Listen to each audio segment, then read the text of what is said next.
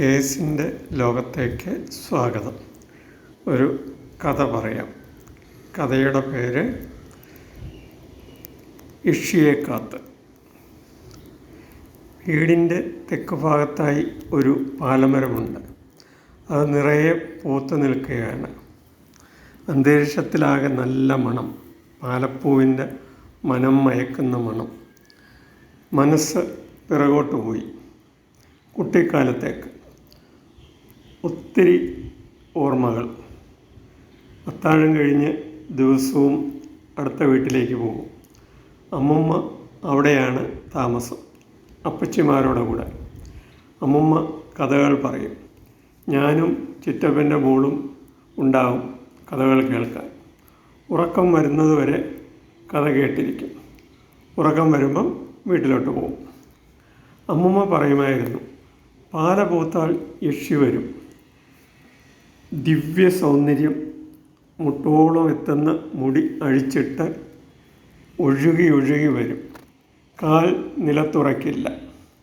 അന്ന് തോന്നിയതാണ് എന്നെങ്കിലും ഒരു യക്ഷിയെ നേരിൽ കാണണമെന്ന്. പനമരത്തിലാണത്രേ യക്ഷി താമസിക്കുന്നത്. അമ്പലപ്പറമ്പിൽ ഒരു പനമരം ഉണ്ടായിരുന്നു. വൈകിട്ട് ആളൊഴിഞ്ഞ നേരം നോക്കി ആ പനയുടെ ചുവട്ടിൽ പോയി മേലോട്ട് നോക്കി നിന്നിട്ടുണ്ട് പലവട്ടം യക്ഷിയെ കാണാൻ. യക്ഷിയെ ഒരിക്കൽ പോലും കണ്ടില്ല. ഇപ്പോൾ പാല പൂത്തു നിൽക്കുകയാണ്. മത്ത് പിടിപ്പിക്കുന്ന മണം. യക്ഷി വരുമായിരിക്കും. രാത്രിയിലായിരിക്കും വരിക. രാത്രി ഊണ് കഴിഞ്ഞ് കിടന്നു. ഉറക്കം വരുന്നില്ല. യക്ഷിയെ കാണാനുള്ള അദമ്യമായ മോഹം. പതുക്കെ എഴുന്നേറ്റു. ടെറസിൽ ഒരു ചാരുകസേര ഇട്ടിട്ടുണ്ട്. അതിൽ പോയി ഇരുന്നു. അവിടെ ഇരുന്നാൽ പാലമരം ശരിക്ക് കാണാം. മൊബൈൽ ഫോണും കയ്യിലെടുത്തു. സമയം അറിയാമല്ലോ. പറ്റുമെങ്കിൽ യക്ഷിയുടെ ഫോട്ടോയും എടുക്കാം. യക്ഷിയുടെ പടം ക്യാമറയിൽ പതിയില്ലത്രേ. എന്തായാലും ഒന്ന് ശ്രമിച്ചു നോക്കാം. സമയം പോയിക്കൊണ്ടിരുന്നു. 12 മണിയായി. പാലച്ചുവട്ടിൽ ഒരനക്കം. പ്രതീക്ഷയോടെ നോക്കി. അടുത്ത വീട്ടിലെ പൂച്ചയാണ്.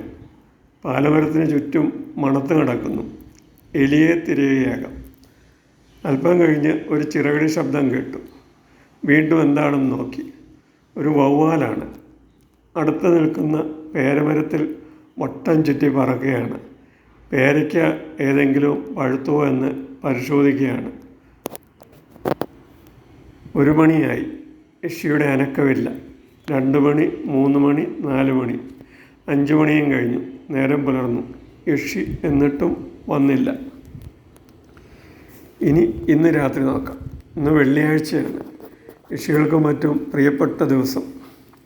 ഇന്ന് രാത്രി തീർച്ചയായും വരും. രാത്രിയാകാൻ കാത്തിരുന്നു. 8 മണിക്ക് തന്നെ അത്താഴം കഴിച്ച് ടെറസിൽ കസേരയിൽ പോയിരുന്നു. പ്രതീക്ഷയോടെ പാലമരത്തിൽ കണ്ണും നട്ടിരുന്നു. സമയം പോയിക്കൊണ്ടിരുന്നു. ഉറങ്ങാതെ കാത്തിരുന്നു. നേരം പുലരും വരെ. യക്ഷി വന്നില്ല. യക്ഷികൾക്ക് എന്തു പറ്റിയതാണാവോ? വംശനാശം സംഭവിച്ചുവോ? Thank you.